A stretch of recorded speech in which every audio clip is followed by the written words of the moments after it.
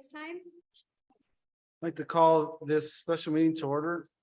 Roll call, please. Mayor Donald Hewish, Here. Mayor Pro Tempore Margaret Morales. Here. Councilmember Mitch Lindemann, Here. Councilmember Dania Acosta, Present. Councilmember Ray Shelton, Present. Councilmember Michael Valdenegro, Present. Councilmember Jose Grijalva, Here. City Manager Ana Urquijo, Present. City Attorney Dennis Fitzgibbons, Present. City Treasurer Luis Pedrosa. Thank you very much. Item number 3, persons wishing to address the council in writing or verbally on any item not on the agenda. Do we have anyone this evening? Yes, Mr. Mayor, we have one. Please. Who could it be? We have Ms. Zaira Pedrero with us, please.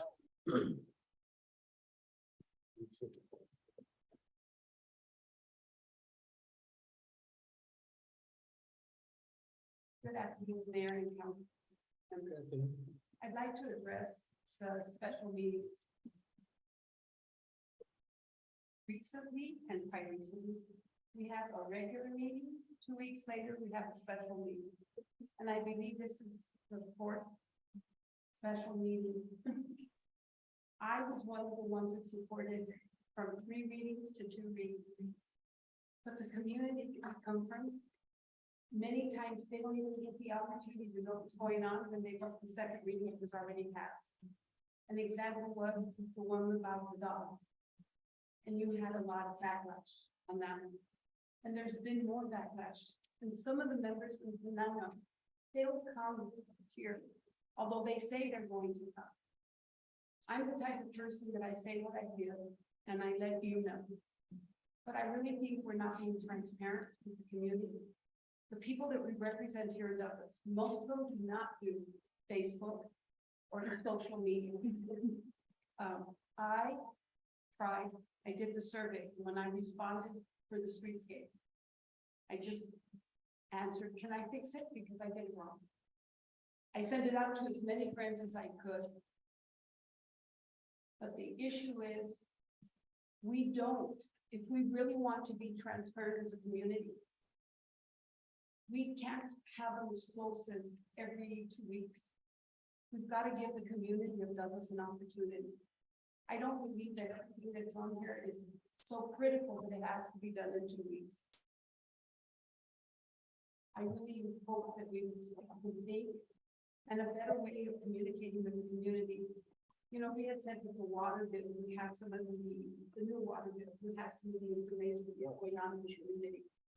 I still think that's a great idea to let people know. And again, it doesn't happen overnight. Like right now, all the information that we now get about the meetings, it's gonna take a while for the people of Douglas to use those types of tools. Let's give our constituents an opportunity before we just start doing one right after another. Thank you. Thank you, Ms. Pedrero. Item number 4, reading of proclamation. Item A, Professional Municipal Clerks Week. Whereas the Office of Professional Municipal Clerk, a time-honored and vital part of local government, exists throughout the world.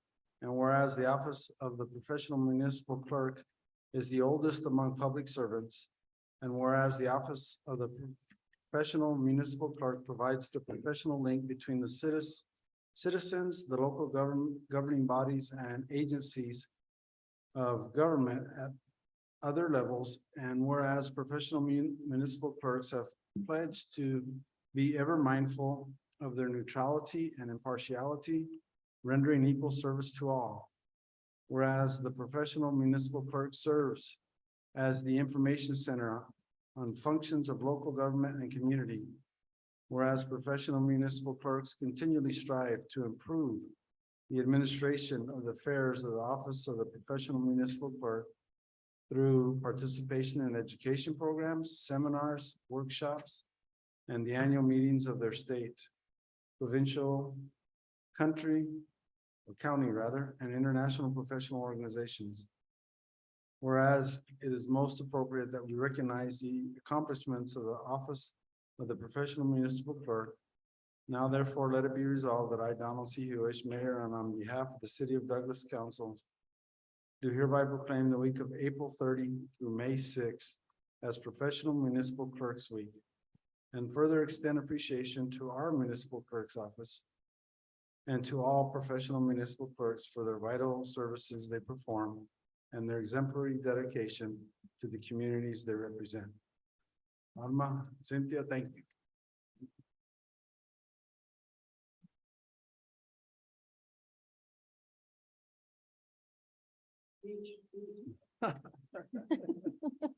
Right now, executive session. She'll make sure you're. Okay, item number 5, discussion decision on approvals. Item A. Discussion decision on reading of ordinance number 23-1162, an ordinance of the mayor and council of the city of Douglas, Cochise County, Arizona, rezoning 4 parcels of land within the Overlock Addition, block 16, lots 6 through 9, from mobile home residence MHR to single family residential 6,000 SFR 6, and amending the official zoning district map, establishing severability of components of ordinance and establishing an effective date thereof. Mr. Osborne is going to lead off, please.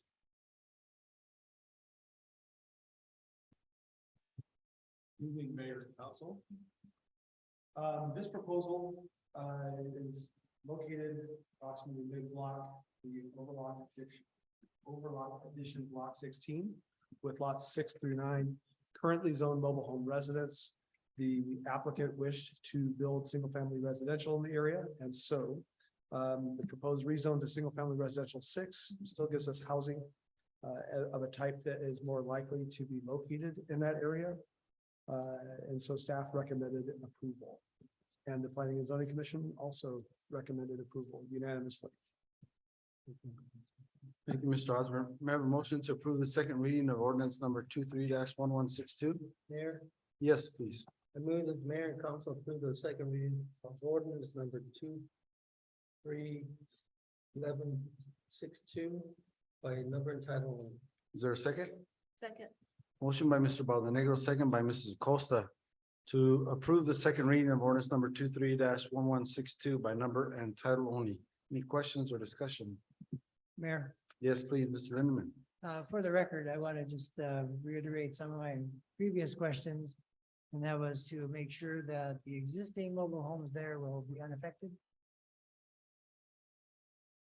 Mr. Osborne. Beg your pardon? Could you please repeat the question? If there's any existing mobile homes there, they'll be unaffected with this change. This proposal doesn't have any mobile homes located on it, so there will be no effect on those. You might be thinking about a proposal that we brought to the Planning and Zoning Commission back in February, where we were proposing for potential for rezoning the area. Not so much a rezone as to place overlay regulations that would allow single-family residential like this proposal, but also to allow for mobile homes to continue and to allow more flexibility. But this is just for 4 parcels. One of them has a residential single-family dwelling unit on it. This proposal would allow for that to be legal conforming, and also for the other 3 parcels that are owned by the Morenos, for those to be developed as single-family. Okay, I stand corrected. Thank you. Thank you, Mr. Lindeman. Anyone else? Also want to take a minute to reiterate the reason why this is coming back at this special meeting is due to the timely manner of this, and there was little or no discussion at the previous regular meeting. The other items that we discussed last time will not show up until the regular meeting in May. Just a reminder. Any other questions or comments? Hearing none, roll call, please. Councilmember Lindeman, Yes. Councilmember Acosta, Yes. Councilmember Shelton, Yes. Councilmember Montenegro, Yes. Councilmember Calva. Yes. Mayor Pro Tempore Morales. Yes. Mr. Mayor, Yes, motion carries. an ordinance of the mayor and council of the city of Douglas, Cochise County, Arizona, rezoning 4 parcels of land within the Overlock Addition, block 16, lots 6 through 9, from mobile home residence MHRA, NHR to single-family residential, 6,000 SFR 6, and amending the official zoning district map, establishing several components of ordinance and establishing an effective date thereof. Thank you. Item number 5B, discussion decision on purchase agreement approval between the city of Douglas and Southeastern Arizona Governments Organization, SEGO, FTA Access and Mobility Grant for the Cochise Connection. Ms. Gonzalez, please. Good evening, Mr. Mayor, members of the council. SEGO recently approached our transit department looking to enter into a 5-month purchase agreement for the purchase of vouchers for use on buses operated by our Cochise Connection. Each voucher will be valid for a one-way trip at no cost to the rider.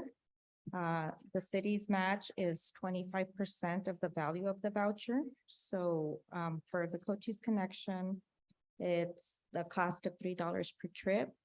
The city would be responsible for 75 cents of that voucher. And so we will be reimbursed at $225 per voucher, up to 1,000 vouchers, with the option to purchase up to 1,000 more.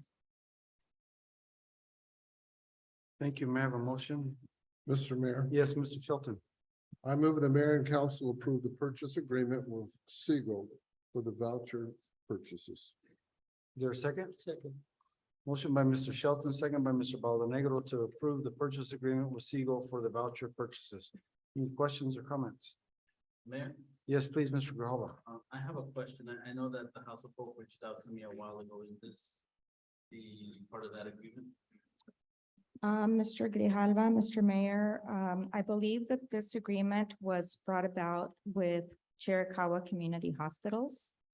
And they will be giving the transit division additional vouchers so that we can issue those as there's a need. They're not specific to a certain population. So if anybody needs vouchers, we can issue those. Thank you for that question. Any other questions or comments? Hearing none, roll call, please. Councilmember Lindemann, Yes. Councilmember Acosta. Yes. Councilmember Shelton, Yes, Councilmember Valdenegro. Yes. Councilmember Grijalva. Yes. Mayor Pro Tempore Morales. Yes. Mr. Mayor, Yes, motion carries. Item number 5C. Discussion decision on purchase agreement approval between the city of Douglas and Southeastern Arizona Governments Organization, SEGO, FTA Access and Mobility Grant for the Douglas Rides Transit Program. Ms. Gonzalez, please. Mr. Mayor, members of the council, this is the same premise only for the Douglas Rides program which operates locally, fixed routes and dial-a-ride. The Cochise Connection is the transit bus that operates between Douglas, Bisbee, and Sierra Vista. So the value of these vouchers are $1 per trip, of which the city is responsible for 25 cents of that. So we will be reimbursed at 75 cents per voucher, up to 1,500 vouchers initially, with the option to purchase up to 1,500 more. Thank you. May I have a motion? Yes, please, Ms. Morales. I move that mayor and council approve the purchase agreement with Seagull for the voucher purchase. Is there a second? Second. Motion by Ms. Morales, second by Mrs. Acosta to approve the purchase agreement with Seagull for the voucher purchase as presented. Any questions or comments? Mayor, Yes, please, Mr. Lindemann. Mr. Gonzalez, can you in a nutshell tell me how this will work? Certainly, Mr. Lindemann, Mr. Mayor. SEGO has pre-printed the vouchers, which they will drop off a portion of to the Chiricahua Community Health Centers. And another portion will be dropped off to our transit department. So that if people need to ride the bus and they can't afford the fares, then we can issue them vouchers. If they're going, to a doctor's appointment and then back home, they'll be issued 2 vouchers for their round-way trip. Do they have to come to City Hall to receive that? Or They would have to go to the transit department or call, and we would schedule them to be picked up or tell them which shelter is closest to them for a pickup. And then the vouchers could be issued when they drive by the office. Thank you. Thank you, Ms. Lindeman. Anyone else? Hearing none, roll call, please. Councilmember Lindemann, Yes. Councilmember Acosta, Yes. Councilmember Shelton. Yes. Councilmember Montenegro. Yes. Councilmember Grijalva, Yes. Mayor Potempo Morales. Yeah. Mr. Mayor, Yes, motion carries. Thank you. Item number 5D, discussion decision regarding the adoption of the 2023 amendments to the Douglas zoning code and chapter 2.32 to amend certain provisions to the update of rules and regulations to zoning within the city of Douglas and amending certain provisions of articles 1, 2, 3, 4, 5, 10, 11, 12, 13, and 14 of Title 17 of the Douglas zoning code and amending chapter 2.32 of the Douglas Municipal Code relating to the Planning and Zoning Commission. Mr. Osborne, please. Thank you, Mr. Mayor. I have prepared a handout. Some of you came and took the opportunity to meet with me one-on-one or in small groups. So I believe you may have the handout, but if you don't, I'm happy to present that to you.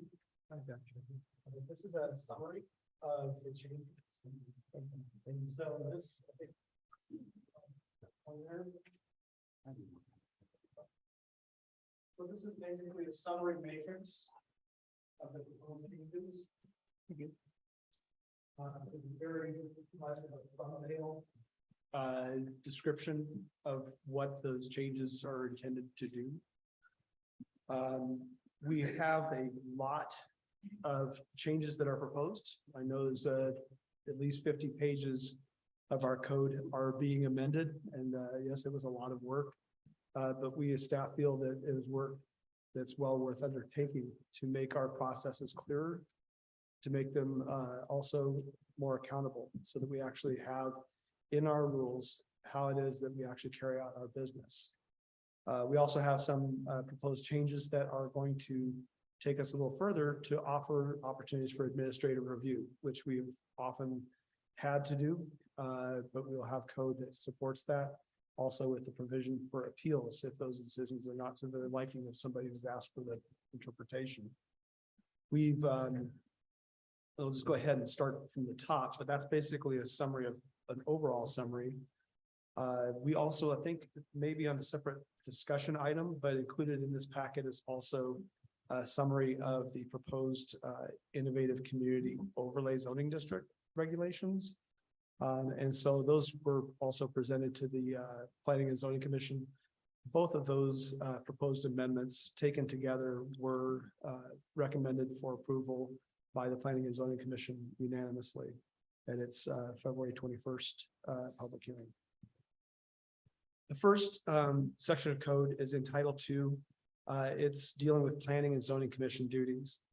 For some reason, the Planning and Zoning Commission duties includes a provision that the mayor and council will hold its own public hearing and take final action. This isn't something that's required by statute. The state law doesn't require us to do that. State law would require mayor and council to hold a public hearing and to notice it, as we do already, if there's a protest against a recommendation of the Planning and Zoning Commission. And so that really is the only requirement for a second public hearing. If we have something that is, unanimously approvable, something that makes a lot of sense to the whole community, we would be removing this section from our code to make sure that we are able to do that. There's also something in a later article of our zoning code that addresses this too. Again, aligning ourselves with statute without necessarily going beyond that. Mr. Osborne and council members, if it's okay, if you have any questions on any, we'll take them in sections. If you have any questions there, feel free to ask them. You can also ask them later if one pops in your mind, of course. But is there any questions on this particular one? Mayor? Yes, please, Mr. Grau. You mentioned, Mr. Osborne, if there's a protest, so is it by percentage, or if you're gonna, like how we're doing the big old section at times, does it only take one person to protest and then bring it to council for the public hearing? Actually, by statute, that's correct. And that's actually one of the items that's addressed in the code amendments, and it's in Title 12, or rather Article 1712 in our zoning code. But Mr. Osborne, that would not prohibit us if we felt that the council wanted to hear more or something like that, we could still do that. That's correct, Mr. Mayor. You would be able to schedule a public hearing just as we normally do. But it wouldn't be a requirement. And so getting into the zoning code with title, purpose and intent in Article 17.1. We're just doing a bit of housekeeping here. Also making note that the city is no longer just about future growth. We're also about preserving and protecting what we already have. And so that is being included in purpose and in intent. And the declaration also recognizing that some of our non-conforming uses may be created by amendments to our zoning code. So it's not just non-conformity that existed at the time zoning was adopted, but we now have non-conformity that is rolling with the changes. We make changes to our regulations, and some of the properties that were conforming before are no longer so. You have any questions? Mayor, Yes, please, Mr. Enderman. I don't have a specific question yet, but I did want to thank Mr. Osborne for taking the time to meet with me and Mr. Shelton and ask our questions and clarifies one of my major concerns was just what he touched on right now is the existing. If we have homeowners here that want to improve their house or their property or something, I wanted to make sure that the changes in the code would not prevent them from doing any of these things. And he assured me that it's not that. I hope that I'm correct on that. And so that was put my concern to rest. I have others, of course, but that one, and I wanted to thank you very much for meeting with us. You're very welcome, Mr. Lindeman, Mr. Mayor. Mr. Osborne, is that a correct statement that Yes, we are actually, a lot of the thrust of these amendments is to recognize legal conformity with our codes. Some of the proposed changes to include an overlay for that innovative community overlay zoning would allow to recognize that the existing development that's in a zone that doesn't support that use, but it's been historically that use would be legal conforming. As would too, anything if somebody wanted to exercise the underlying zoning, they could do that. So we're not looking to take anything from somebody. We're just looking to provide options and opportunities where flexibility makes sense. Thank you. Okay, the next article, Article 1702, establishment of zoning districts map. Is basically the way that we have been processing rezone requests and updating or not updating our zoning districts map is not really meeting with what this code calls for us to do, which is to have the mayor and the city clerk certify the zoning districts map. And so what practice has been to just update the map, make recognition that it has to be conforming with the proposed changes that are adopted by ordinance. And that's what we're going to do. So basically, the way we do our business at the city and development services particularly, we're looking to align our codes with our practice. And so that's true with the zoning districts map. It also recognizes that the city planner or designee thereof, whoever is working on the mapping, is the person who's going to be requested for any sort of interpretation if there's a boundary issue. And that the Board of Adjustments could still be part of the process for an appeal, but that we could handle these questions administratively, because currently we'd have to go to a public hearing of the Board of Adjustment to discuss a map issue, even if it's just an interpretation of boundary. Thank you. Any questions there? Mayor? Yes, Mr. Shelton. I'm sorry, Mr. Shelton. Mr. Shelton, then we'll come back over this. Yeah, dating back, what were the years a lot of this had been passed originally we've never touched? Do you have any information on that or? Mr. Shelton, I'm afraid that it would be hard for me to characterize a certain period of time, a golden age of zoning regulation, but I can tell you that it was adopted, the zoning code was adopted originally October 12th, 1966. Special day for me. It was my dad's birthday 2 years before I was born. But- you know, and I think I made the comment last meeting, it could be 1974, I mean, you know, for a lot of people weren't even born. And one of the things that we don't currently have in a consistent manner in our zoning code, and we didn't really address it here either, is to actually put dates on sections that have been amended so that the ordinance number and the date of adoption or effectiveness, the effectiveness date, that may be something that we might look to do, at least with these changes. But it takes a bit of time, but still it might be worthwhile because then we would know when this provision came into effect, so that we would know non-conformity, conformity. Yeah, because I know on San Antonio and with the church, with the movie theater, with the certain houses, I mean, we can all meet and try to get everything the way it should be. And get these changes done. But, Well, I hope I answered your question well. If you have any other questions. yes, Thank you, that's- Mr. Lindeman, please. Thank you. Thank you. Mr. Osborne mentioned the Board of Adjustments. And I want to thank Mr. Fitzgibbons for providing me with the ARS regulations on that. And as I read through the proposal, I'm glad to see that there is going to be some flexibility with the Board of Adjustments in our, and that's correct, isn't it? Mr. Osborne? There will be some opportunities for administrative review. But again, when appeals come to question or even by staff's interpretation, it may be that the Board of Adjustment might be involved or should be involved with a public hearing on a variance request, for instance. But there may be other opportunities where the scope of the nonconformity that's being requested because of some compelling issue is that it might be something that could be administratively decided by staff.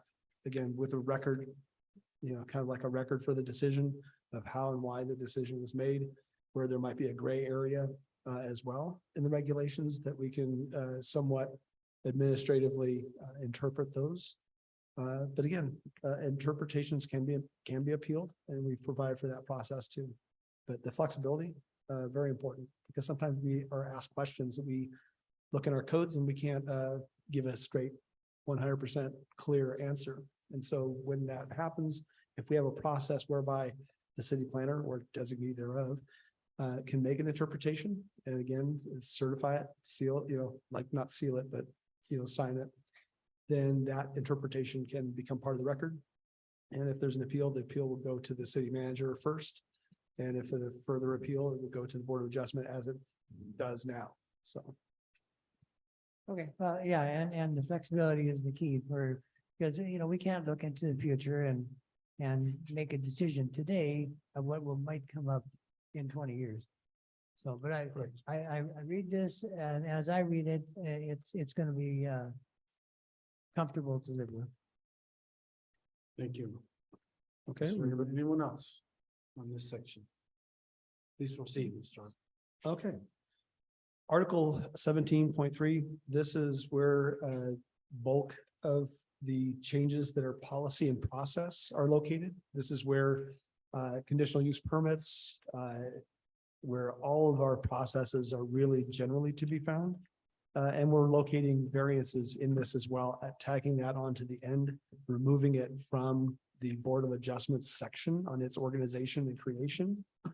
Since variances are a process, they're still identified, the Board of Adjustment is, for those decisions that are considered major. For those that might be considered administrative or minor, those would be, I believe it's called alternative design. So again, if it's a question of feet or lots of feet, sometimes a small amount of distance, triggering a public hearing of the Board of Adjustment for an 8-inch, deviation from a setback requirement doesn't necessarily make a whole lot of sense in terms of what the public good is gained from that 8 inches. So we might have the opportunity with some of these things to actually administratively resolve them. The big part here is that 17.03.302 is being changed from being resolution of disputes to something that's a little bit more proactive and, kind of understanding the collaboration. That's an administrative interpretation and appeals process. So this really kind of is where we locate our administrative interpretation process, application, and our documentation of our decisions, and again, providing for appeals. We also have application requirements are placed in to this article in a way that really kind of improves the clarity of how we do business. And it's really following the standards of, permit application processes, various request processes, and so forth. We also make note that petitioning is a process, but that our regulations and requirements aren't optional. Just filing a petition isn't necessarily a resolution of the issue. We still have to follow our laws, but where there's gray area, we have opportunities for application of administrative interpretation. There are a few other housekeeping type things that we have for the way that applicants are referenced. So it's made gender neutral. We are also recognizing that our organization has changed over the decades and trying to keep things consistent. We've added those references in or removed references to community development, where the authority now is development services. Recognizing that private agreements like easements, like restrictions on deed and so forth, that those things are also legally binding, but they don't necessarily supersede our jurisdiction with zoning. And also recognizing that legal nonconformity is sometimes created by the zoning amendments that we make. Which again, before it was just referencing the original adoption of zoning. Applications are required, making note of that in permitted uses. It's not something that is just simply that somebody just does something. They still have to file application. But it's also getting into conditional uses, which aren't necessarily as easily adopted or permitted. But recognizing here too, that there may be some uses where administrative interpretation makes sense, particularly with regards to accessory dwelling units, for daycares, clubs, lodges, and also issues with proximity of conditional uses to residences. Putting some numbers to this so that if there's not exceeding a certain distance or not encroaching a certain distance, if their proposed daycare is a smaller size than what, than 5,000 square feet, I think, or something like that. It might be 500 square feet, is that we could do an administrative conditional use permit. So basically a minor conditional use permit, and we could process that administratively, again, helping to speed the process instead of having to go to a public hearing for all these different uses that our community is asking us that seem to be fairly benign and also fitting with the community needs. Mayor, Yes, please, Mr. Enderman. sorry to interrupt you, Mr. Osborne.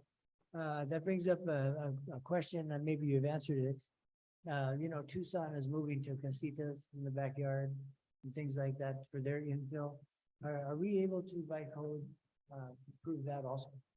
We're looking at that as actually part of the innovative community overlays. We're looking at that as an opportunity, but we're also with regards to accessory dwelling units, those are currently only allowed with a conditional use permit that goes through the Planning and Zoning Commission, public hearing, and so on. We're putting a threshold in here in the conditional use permitting for some of these uses so that it can be administratively determined if the accessory dwelling unit is smaller in size.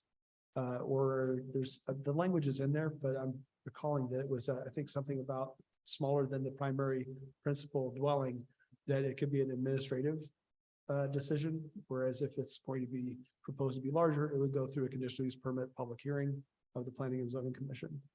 The innovative community overlays, we are looking at providing opportunities for accessory dwelling units, tiny homes or casitas. We're getting a lot of requests for that these days, especially with family members. I mean, so even if we can't and shouldn't necessarily, because I know that Tucson doesn't regulate as to who can occupy a dwelling unit, whether it's rental or owner or any of that stuff. We don't have any of our regulations doing that either at this time. So it seems to make sense that we continue to be in the lead on providing opportunities for housing. to meet what our general plan calls for, which is, you know, a variety of housing types and sizes for folks who have different market, you know, market needs. Other, Thank you. Yeah, you're welcome. Mr. Lindeman, Mr. Mayor. We are doing quite a bit of renumbering in here to make it a little bit more clear for our references. So that it makes a bit more sense and it doesn't seem like somebody's missed a period between numbers. We also, with conditional uses, as I said, we have this administrative opportunity for minor conditional use permits. But we're really clear about our application requirements are the same regardless, and it's just then a determination by staff of whether this could be a minor conditional use or if it would need to go to a public hearing of the Planning and Zoning Commission. Temporary uses, those are also being clearly assigned to the city planner or designee or development services generally. Appeals would be brought to the city manager, again, an administrative process with, you know, application and fees. And the Board of Adjustment then being at the tail end of that process. Publication costs would be paid for by the applicants. These are some of the things that really are hitting our budget is when we have all these public hearings, is we're also doing notifications and so forth. And we'll get into that a little bit more later. But we're looking again to kind of streamline our processes. The updating of responsible parties for conditional use permit decisions, administrative interpretation, we're doing some housekeeping there. And we're putting that not necessarily on the city to provide notification of the decision that's been made, because it's again not required by state law. Splitting of, combining of, or adjusting boundaries of lots. That is something that we have in our code currently. It just says, get city approval or don't get a building permit. Well, we're going to add a little bit of process and make it clear that we have our need for information that provides us legal descriptions of the property and a record of survey of the property, so that it's really clearly understood that this is what's going to be coming and this is how things are going to change. And we just need to be able to verify that it'll be zoning compliant with the location for these proposed changes. We have a lot of folks wanting to split property. We have a lot of folks actually wanting to combine properties where we have smaller parcels near our downtown. This section of our code will make it really clear of our practice and our need for documentation before they can go to the county and record. Yes, please, Mr. Valdenegro.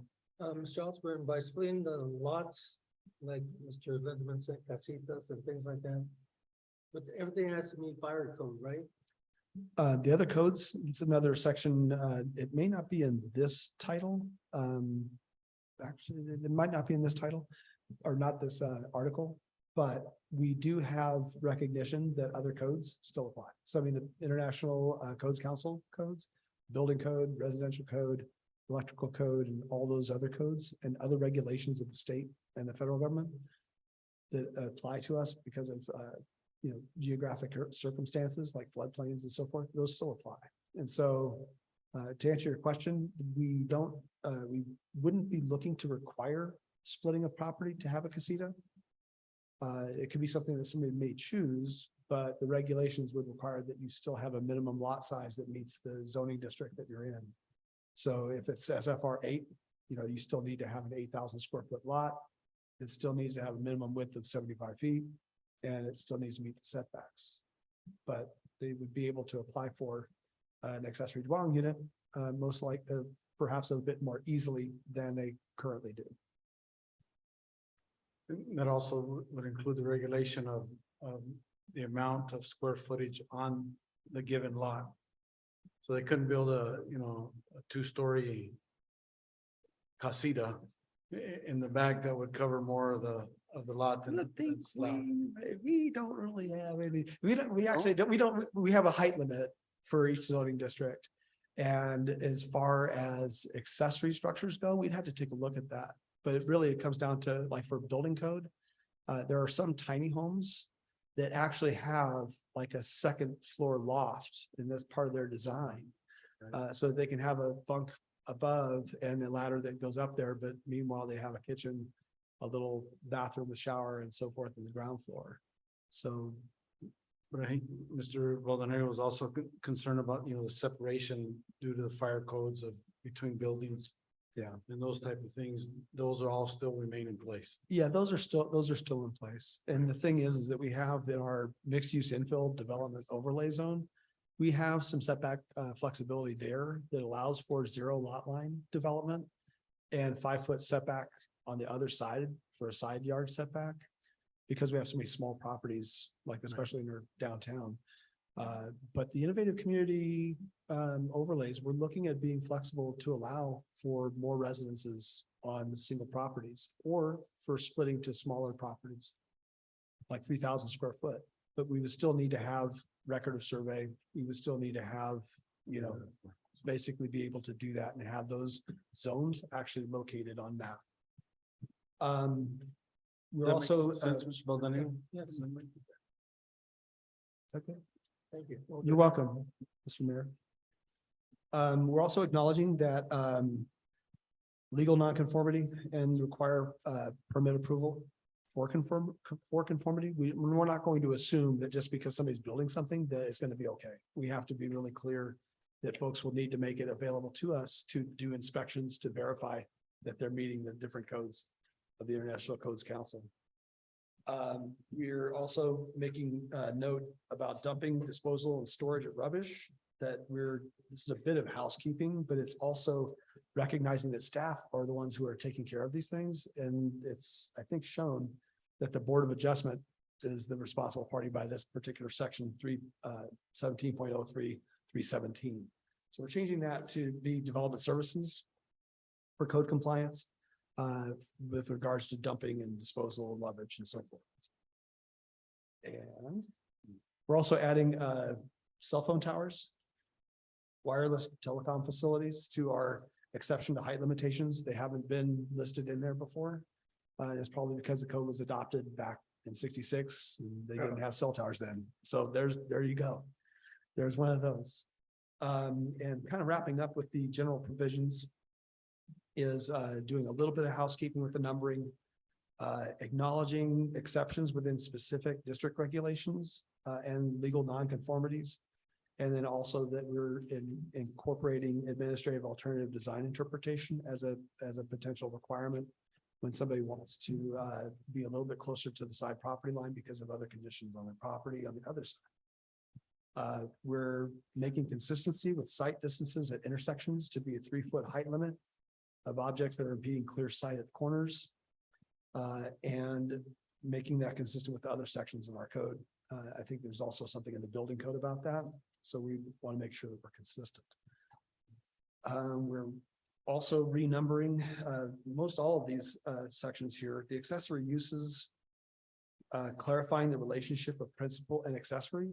So we need to have, for instance, a single family residential house, like a building permit for a house, before someone acquires an accessory permit for a storage structure, unless, well, they would actually file the applications for both, but they could build a storage structure to house their materials to build their house after that, just so they'd have a secure location, but they would still have to file a building permit for the house prior to or at the same time as the accessory structure.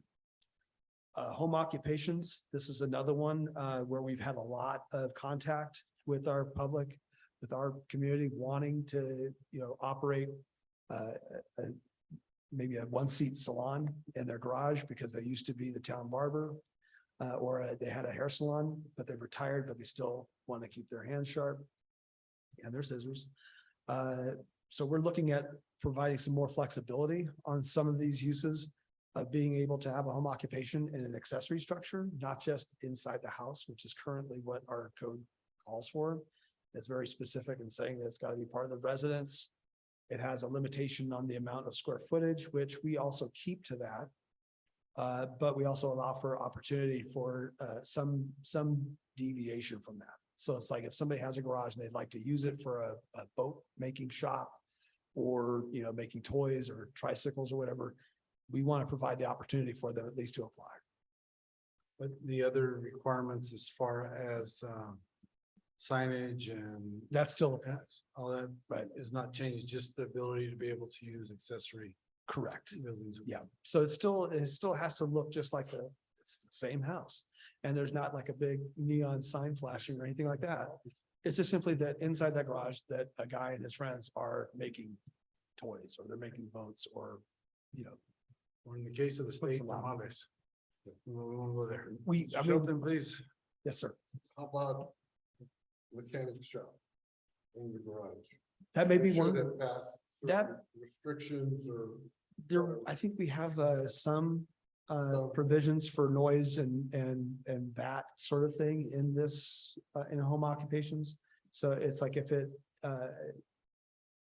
harms the neighborhood or creates, you know, an environment that's disturbing for the neighbors, then, you know, we probably are gonna be looking at not permitting those. But that could be where we have an interpretation. And when asked for it, you know, it may get appealed to the city manager and there could be discussion about it. Thank you, Mr. Shelton. Okay. And variances have been moved, as I may have said before, from the Board of Adjustment, moving it right into general provisions. So all the things that apply for variances, we also do include the process whereby staff can make an administrative interpretation. Again, called an alternative design, but we also very clearly have to document that. Notification is also going to be a bit different, and we'll get to that a little bit later. But notifications for all these things, we're putting more of that on the applicant, especially when it comes to publication costs. But I'll get ahead of myself here. So I'll just go ahead and ask if you guys have any other questions on general provisions. Please proceed. Okay. Article 17.4, non-conforming lots, non-conforming structures, non-conforming uses of land and structures. Doing some housekeeping, also again recognizing that we have evolving non-conformity with the passage of ordinances. And also recognizing that some non-conformities, like historic buildings or uses, may be desirable. And that the strong language that we had currently in the code in 1704-401 calls for language, has language for elimination and discouraging the survival. We find that a lot of folks want to continue a use. And we find that some of our older buildings actually have a character that's worth preserving. And so in order to sort of look at how we address historic preservation and wise use of resources, we're removing that language and just talking about bringing into compliance. So variances and or administrative interpretation actions are referenced in the non-conforming lots as well. Just saying is that there's a process that we have whereby if we have non-conforming lots, we might be able to make them conforming. A little more housekeeping is to also focus on the elimination of dilapidated or collapsing non-conforming structures, not all non-conforming structures. Because again, some of these non-conforming structures may be fantastic for adaptive reuse. I mean, I can't tell you how many gas stations I've seen converted to barbecue restaurants, but it's a thing. And so we don't want to necessarily say that we can't reuse what we have. And finally, for this article is to add the clarification that we're looking at total nonconformity, not exceeding 25%, not that somebody could exceed 25% every time they apply. So any questions?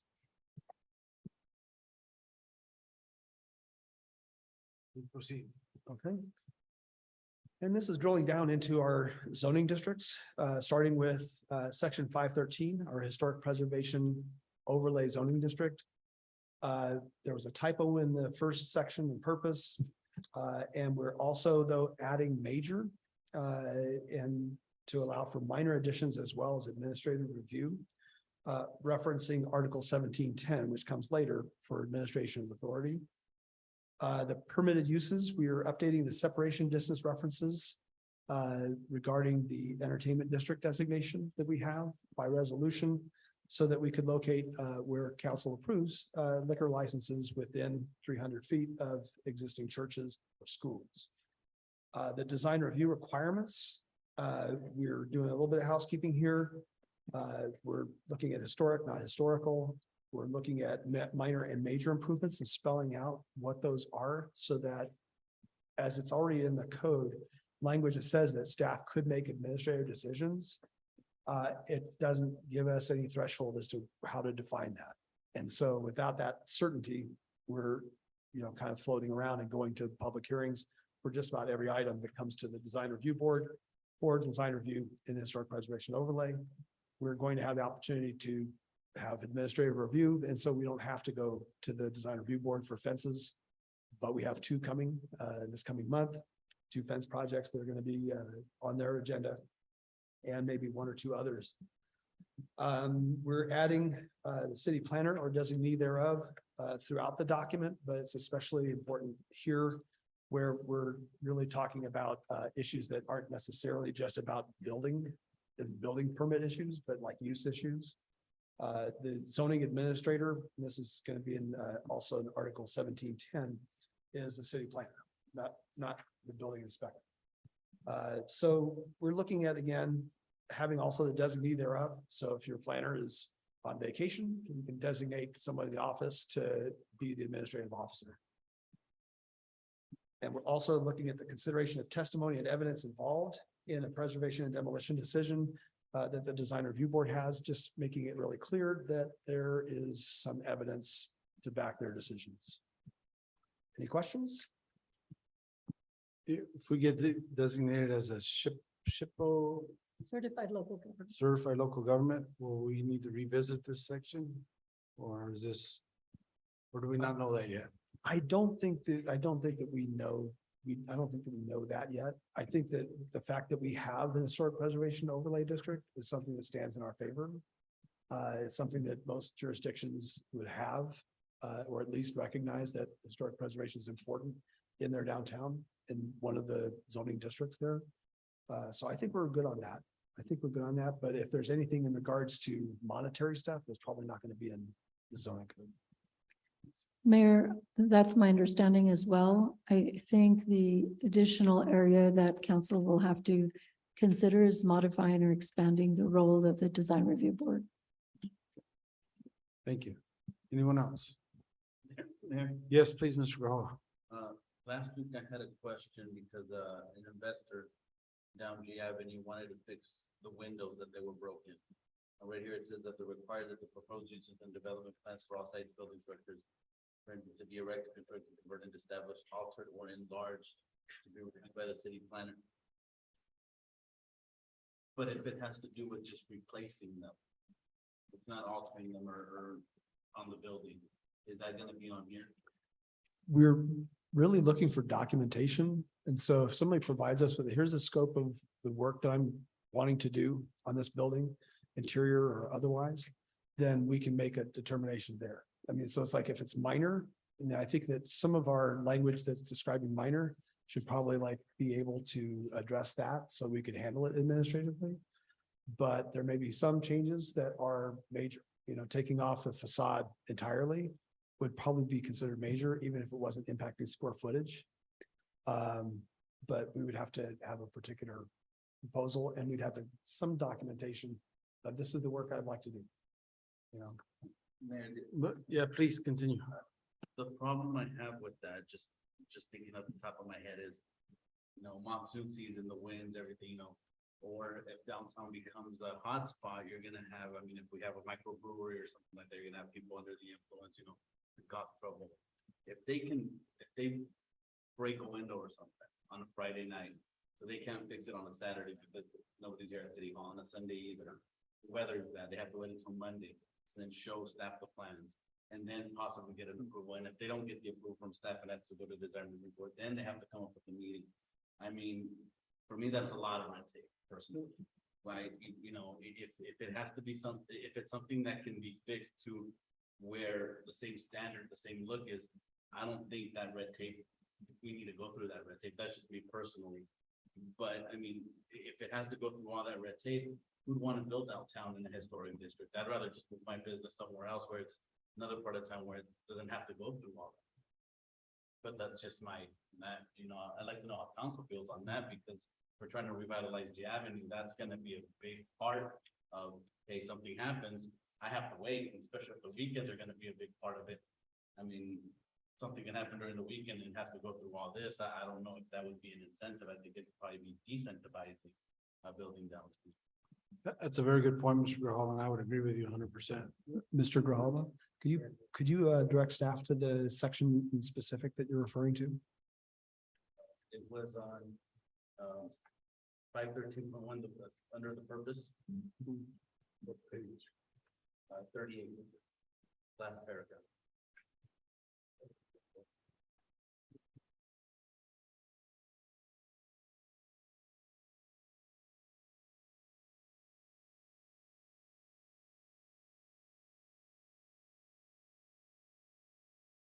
And so you're looking on page 65? Is that correct? 64. Bottom 64, Mr. Brown? Yeah. I was also looking at 38. So it's 38 in our packet, Mr. Osborne, but Okay. overall it's page 64 of 278. Okay.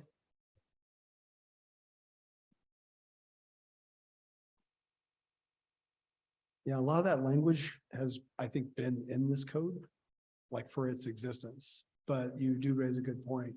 I think we're still would probably be looking at providing for administrative interpretation that we can allow that. Like on a case by case basis. I think that's something that we could look at doing if we have that available to us.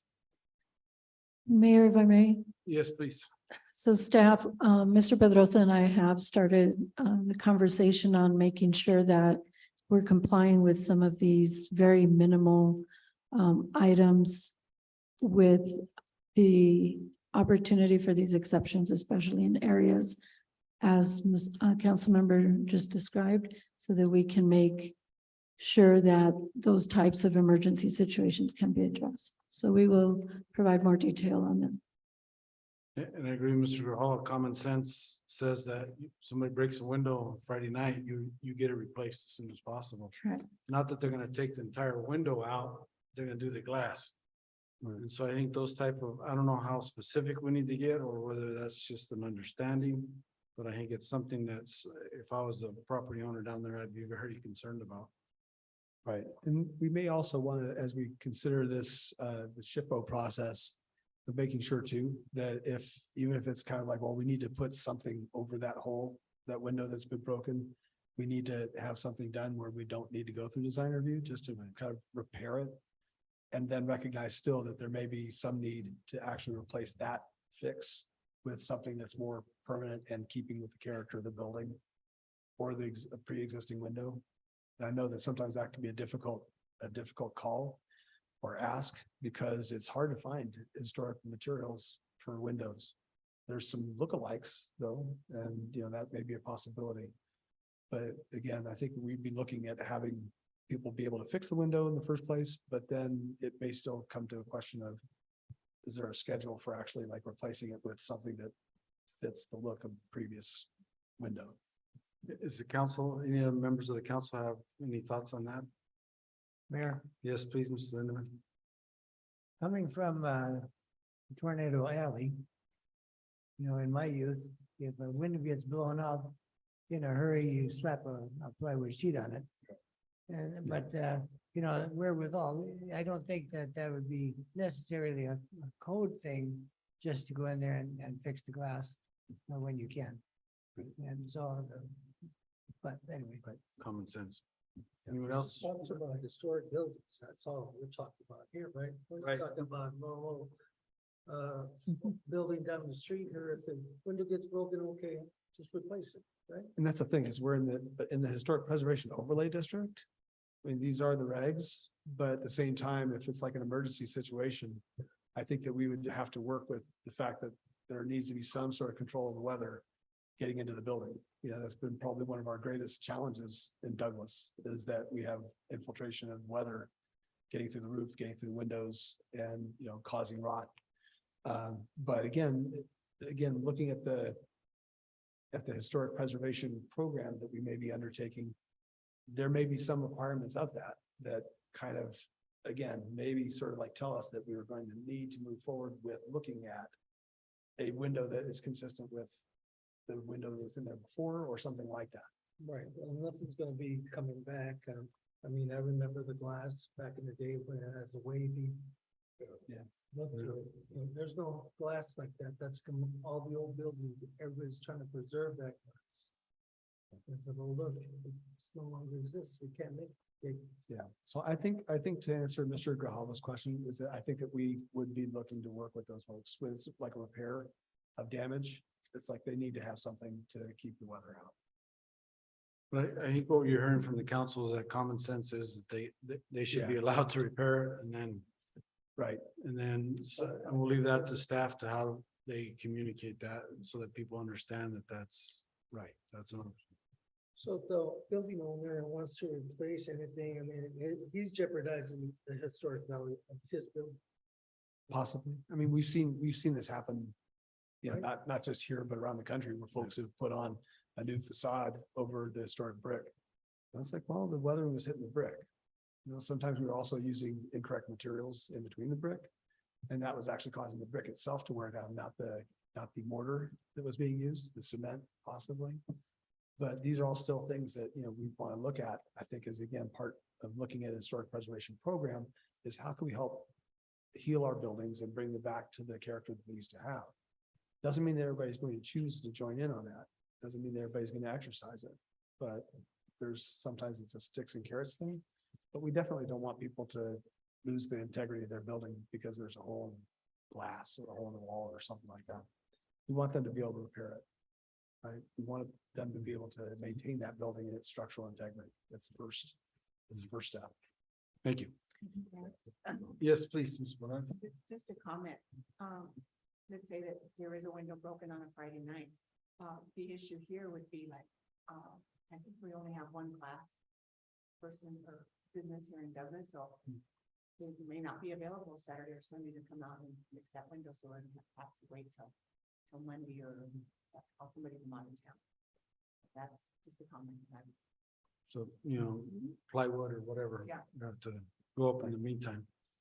But I think Mr. Graham brings up a very good point. Common sense needs to rule. Mayor, Yes, please, Mr. Costa. and I'm reading the last, I think it's the last, or second to last sentence on the, paragraph right after purpose.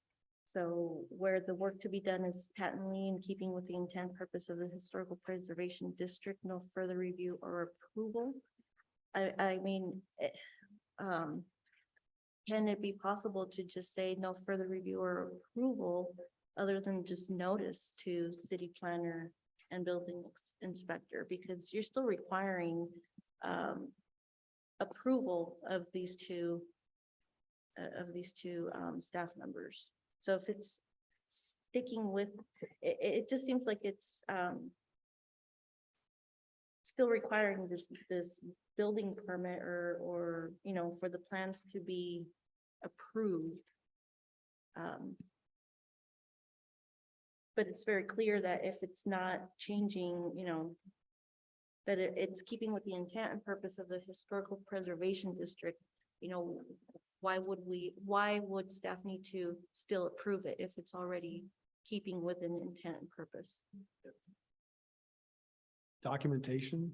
I mean, I think it just really comes down to documentation. Sure, and documentation could be provided by saying, you know, the owner must submit notice to city planner and building inspector, but not necessarily need to get that approval for something as simple as replacing the window, or, you know, something that's not changing the intent or purpose. Right. And I think the Historic Preservation Overlay District guidelines, design guidelines, which we've located, that those may have something else to say about these issues. So that's something else. I mean, I think we just maybe bookmark this one and recognize that in moving forward with our application, that we are going to be hearing these concerns and we're going to be addressing, and again, as much as possible administratively. And where it's again a matter of common sense, it's usually going to be an emergency, you know, I mean, and we do have some of those in our downtown. Sure, and I think these concerns are being raised right now because they're, at least what I've been hearing is that there might be somewhat of a backlog in permits and people waiting for permits for an extended amount of time. So that is where the concern, right, is raised from. where it's just taking longer than, than practical, I think, for these, building owners. Right, for a simple, simple solution to what they're trying to accomplish. They're not trying to, completely change the purpose of the building or, everything else that's on here that does need to be, altered and enlarged and, all the different major, changes that could happen. This is something simple. Thank you, Mr. Board. Mr. Osborne, I just want to know, how is it that part of downtown, we allow the owners to recess their property, like the art museum here, and the other business next to it, that they recess their property in from the sidewalk? I mean, we already changed the outlook downtown with those buildings having to recess in the property line, where the structure now is in from the sidewalk. So other than the Brophy building, which has historic value, the Gaston Hotel, the Grand Theater, other than, Borderland, there's no other Western Auto building. That's the only buildings that really have any historic value downtown. Because every other building has, I think what he's asking is, where's the overlay for the historic district? The historic preservation overlay district extends from, I believe it's right at the intersection of where G and Pan Am come together and southward, reaching across, I think it takes in the Avenue Hotel in that block. And then it begins to work its way towards Castro Park in a somewhat of a zig and zag. But it goes down south to Fifth Street, I believe. It goes down to part of Fifth Street. But that's about the extent of it, and over to Pan Am. But I think the question is that, those buildings in the 900 block on the east side of G Avenue, if they went through the process of significant changing to a historic, not necessarily a designated historic property, but a property within the historic district. So, which is something we can check on and get back to us. But it's those type of things that would, my question is it those type of changes that would need to come in front? Right. Because that's a major change to the facade. Looking at our minor improvements and construction section that we're adding to section 513.4 on minor improvements in construction, we have any painting, cleaning, masonry, repointing, in-kind material replacement for facades. I would take that to include windows. Since it's a part of the facade of the building, also signs and fencing, and any addition or exterior remodeling of less than 20% of the total existing building area, or fencing that is consistent with the architectural design and material consistency with the primary structure qualifies as a minor improvement and would go through administrative design review. It's still required to have a design review. It's just that we're actually providing it to be something that can be administratively handled rather than having to go to the design review board. So, Mr. Hinkle, could you please have staff get that information back to the council? They went through the process and, that's a great example to show us how the process works. Yes, and Mayor, if I may also add to the points made by council members Grijalva, Costa, and Valdenegro, I think we also need to look at this from the lens of the program that we foresee coming, and maybe some of these things we look from a lens of reducing red tape when it's not necessary, because the way I see it is all of this documentation may be conditional upon a business owner entering into some type of preservation easement for grant opportunities that we're able to provide them to correct things. And that's when it makes more sense to me, from the common sense perspective, that we would have some of these requirements. So if it's conditioned on things like that. We'll take a look at everything again from that perspective and that lens, because some scenarios may be worthy of review. I mean, we can kind of come up with some scenarios. If that helps. Does that make sense? Sure. can Mrs. I Costa, add to please. that? And I'm obviously, you know that I'm one of the proponents of getting ourselves a certified local government and going through SHPO and all that good stuff, because there is a lot of great grant opportunities for preservation. However, we're not there yet. So my concern is, we know in speaking with SHPO officials that the process is a lengthy one. So until we get to that point where, we become a certified local government, we get, the updated document on the historical buildings, which now, encompass, any building that's 50 years or older. So, to Mr. Bandanego's, question, I know that we tend to look at a lot of these buildings because they're from the 1900s, but even from 1970, they're not considered, can be considered, historical. Anyway, that's just it. I mean, I know we're looking into the future and hopefully getting into, SHPO and all the stuff that they can help us with, but we're not there yet. So, why make these changes, and make that, just that much more difficult when we don't have that preservation easement yet. We don't have, it just seems like, we're jumping and making it difficult for people because, so once we are able to apply for grants, these type of things could be a little bit more, what's the word, attainable for building owners, because there's grant opportunities. Right now, we don't have that. I was sharing that, correct. Mayor, Councilmember Acosta, very point well taken. I was sharing more an observation because I think maybe Mr.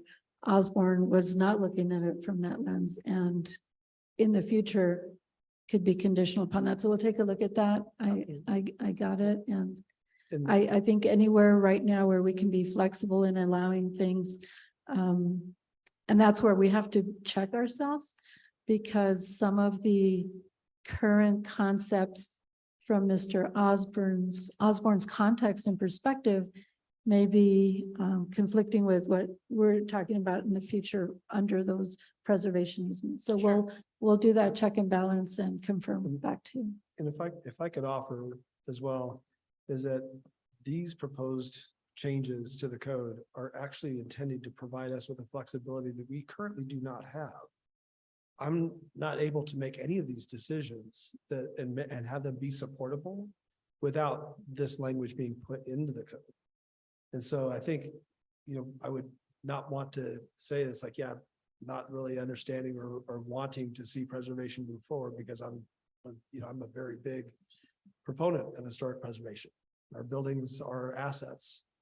And if we lose them, then we're not gaining opportunity. And it's very difficult to see new development coming in and filling in a vacant lot. We have a few of those. So every building that we have is I think precious in the historic preservation overlay district and possibly elsewhere. But these proposed changes, they're looking at providing us with administrative authority that we, again, do not have in our code. And so without that, we're still stuck with going to the design review board for every decision, or ignoring and not following our code, which really don't want to see that happen either. But as we move forward, we could see that the effort with certified local government could have some impact on our regulation, both positive and possibly even more restrictive, just depending on what that designation means, in terms of requirement for design. We do have design guidelines, and we would be, looking to apply those, again, with flexibility and concern for the structural integrity of the building first. We don't want to, again, we're going to be probably processing permits, but we also may be recognizing that some work is being done without permits. And the question is, are some of those projects still good projects? There's some new signs in town. You know, and some of them don't have permits. But you know, we recognize that it's really difficult. And so we don't necessarily seek out to, you know, have these sorts of issues where there's, I don't know, I guess we're just not, we're not trying to stop people from fixing their buildings up. But at the same time, we probably need to have some sensitivity to how those buildings are being fixed up. Just because they may be historically significant buildings and we may be losing some of that fabric with work that gets done without a review. Thank you. Yes, Mr. Shelton, please. I think I've said this one other time, but about 6 or 7 years ago, there was this guy in town. And he said he comes almost every year. And he takes pictures of all the architects that we have here. I think we probably have some of the neatest architects around. And he was at the corner there, Jones, right across from the post office on F and 10. And he says, I just love the architect here. And he said, you guys are very fortunate to have this. So, you know, we might pass it every day and we don't even realize what we have here, you know, of historical architect and building. Anyway, that's. Thank you, my- Mr. Shelton. I have Yes, one please, more. Ms. Costa. And looking at the design review requirements and procedure, you know, we're getting even more strict on, requiring permits for cleaning, you know, it just, application and fees for any painting, cleaning, masonry, repainting, in-kind material replacement. I mean, it's just not looking very business friendly to me. If we have somebody that's interested right now in buildings in the condition that they're in, because we know that those conditions are terrible, for lack of a better word. And then we're still requiring this. I don't see anybody that's gonna wanna come in and say, oh, I need to put in a application and pay a fee to clean the outside of my building. Again, I just don't see I understand the preservation of wanting to do that. But again, you know, at this point in time, without having a preservation easement and offering incentives to, you know, fall under these tight guidelines, I just don't see, you know, the purpose of it at this moment. Down the road, possibly, but right now it just seems a little heavy-handed. Thank you, Mrs. Costa. Again, Mr. Kehoe, if staff could look at that and try to put it into the lens of the CLG and SHPO and that type of thing and then get back to us. So if this needs to be yanked out of the approval for a month or so, this particular section, then so be it. Will do. So you can look at If that. I may get the page numbers, I don't need them now, but so I can circle back to the points that I took notes on. Sure. It's that whole section, right? Yeah, it's the whole section The with historic preservation section. historic preservation. Okay. Thank you, Mr. Osborne. Can you please continue? Okay. Oh, I'm sorry. Does anybody need a break right now or can we continue on? Yes, okay. We'll take a 5-minute break at this time. When we return.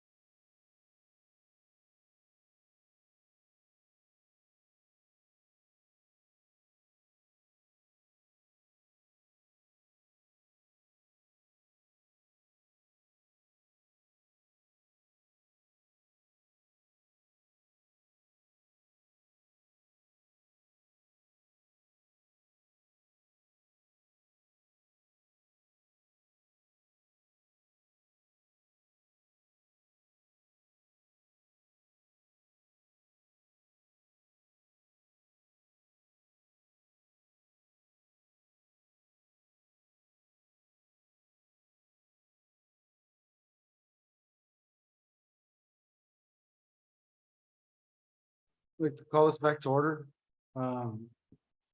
Question on, I know we still have quite a bit to go. What's the pleasure of the council? You want to keep plodding through this? I know we have some executive session items. Do you want to go to those and then see how we feel and then come back? What, any thoughts? Quickly. That sounds. Like, so, okay. Shall I plow through? Okay, so we're gonna pause right there. If you could put your finger in that area right there, and we're going to move down to item number 6. Discussing decision to call for and conduct an executive session under the authority of ARS 38-431 subsection A 3, 4, and 7 to consider its position, instruct its representatives, and obtain legal advice regarding the following. Item A, property sale or lease of city-owned parcel section located at the northeast corner of 14th Street and Pan American Avenue. Item B, consideration of property exchange with the Douglas Unified School District consisting of city-owned property located on parcel number 410-14-001 K2. And item C, consideration of property acquisition or lease within the city of Douglas limits. May I have a motion to enter into executive session? Mr. Mayor, Yes, Mr. Shelton. I make a recommendation. We have an executive session over said items. Is there a second? Second. Motion by Mr. Shelton, second by Ms. Morales to enter into executive session to consider those 3 items. Roll call, please. Councilmember Lindemann, Yes. Councilmember Acosta, Yes. Councilmember Shelton. Yes. Councilmember Bateneco, Yes. Councilmember Grijalva, Yes. Mayor Potempo Morales. Yes. Mr. Mayor, Yes, motion carries. We enter into executive session at 6:53.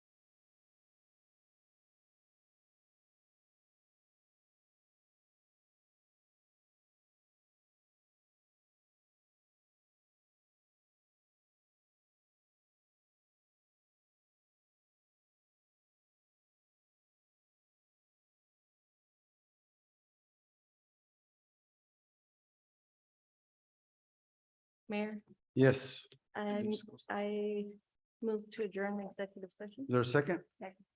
Motion by Mrs. Costa, second by Ms. Morales to adjourn the executive session. All in favor signify by saying aye. Aye. Any opposed, nay? The ayes have it. We adjourn executive session 7:51 and go back to regular session.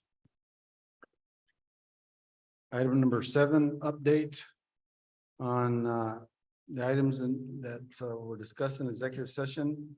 Item A, property sale or lease located at the northeast corner of 14th Street and Pan American Avenue. We've instructed staff to continue with a conceptual design on how that would best benefit the community. Item B, consideration of a property exchange of city-owned property located at parcel number 410-14-001 K2. We've instructed staff to research the options further for that use of that property.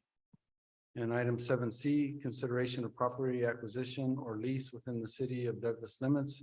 We've also instructed staff to come back with some further research to be able to see the community need that would best serve the city.